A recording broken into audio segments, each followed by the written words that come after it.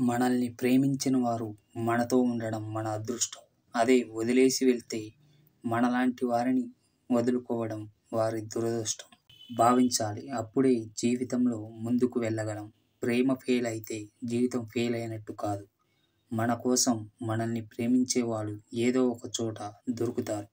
వారి కోసం వెతకాలి. మనల్ని వదిలేసి వెళ్ళిన వారి కోసం ఆలోచిస్తూ కూర్చోకూడదు. ప్రేమించిన వ్యక్తి మనతో ఉన్న రోజుల్లో జీవితం చాలా ఆనందంగా ఉంటుంది. కానీ ప్రేమ ఫెయిల్ అయితే జీవితం అంతా వృధా అనిపిస్తుంది.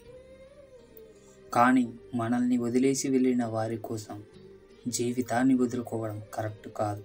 ఆ సమయంలో జీవితంలో ప్రతిదీ కోల్పోయినట్లు అనిపిస్తుంది. ఇది మానసిక ఒత్తిడిని కలిగిస్తుంది. రోజు రోజుకు పెరుగుతుంది. దాని నుండి బయటపడాలి. కాస్త ప్రాక్టికల్గా ఆలోచిస్తే మీకే అర్థమవుతుంది. మనం జీవించే జీవితం ఒక్కసారే అని, అది వృధా కాకూడదని మీరు అర్థం చేసుకోవాలి. మీరు చాలా సంవత్సరాలుగా ప్రేమించిన వ్యక్తితో ఎక్కువ సమయం గడపవచ్చు. కానీ ఒక సంబంధం ముగిసిపోతే దానిని మీ ఫెయిల్యూర్గా అనుకోవద్దు. ఎందుకంటే మనం ఎదుర్కొనే ప్రతి ఓటమి విజయానికి తొలిమెట్టు. మొదట బ్రేకప్ను అంగీకరించడం చాలా ముఖ్యం. దీనిపై మీరు గిల్టీగా ఫీల్ అవ్వాల్సిన అవసరం కూడా లేదు. అప్పుడే జీవితంలో పురోగతి సాధించగలం. మిమ్మల్ని మీరు బలహీనంగా భావించొద్దు. విడిపోవడానికి కారణాలు ఏమైనప్పటికీ దానికోసం మిమ్మల్ని మీరు నిందించుకోవడం మానేయండి. ఇలా చేస్తే మిమ్మల్ని మీరు బలహీనంగా భావిస్తారు. ఇది మిమ్మల్ని డిప్రెషన్కు గురి చేస్తుంది. ఆ బంధంలో ఎదురైన చేదు జ్ఞాపకాలు మర్చిపోయి ముందుకు సాగడమే తెలివైన పని. మీ దృష్టిని మదర్చడానికి ముందుగా మీ వాతావరణాన్ని మార్చుకోవాలి. అందుకోసం మీకు ఇష్టమైన ప్రదేశాలకు వెళ్ళాలి.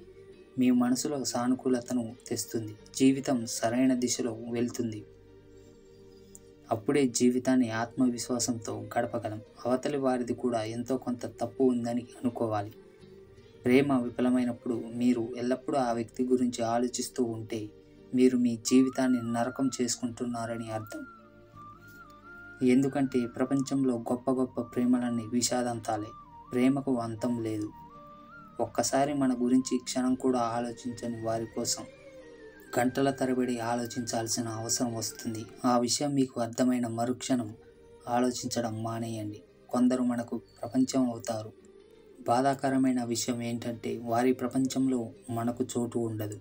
ఈ ప్రపంచం ఎప్పుడు ఒకేలా ఉంటుంది. కానీ మనుషుల నిజ ప్రవర్తన అర్థమవుతున్న ప్రతిసారి కొత్తగా కనబడుతుంది. నచ్చిన వారితో బతకాలని అందరికీ ఉంటుంది. కానీ ఆ అదృష్టం కొందరికే ఉంటుంది.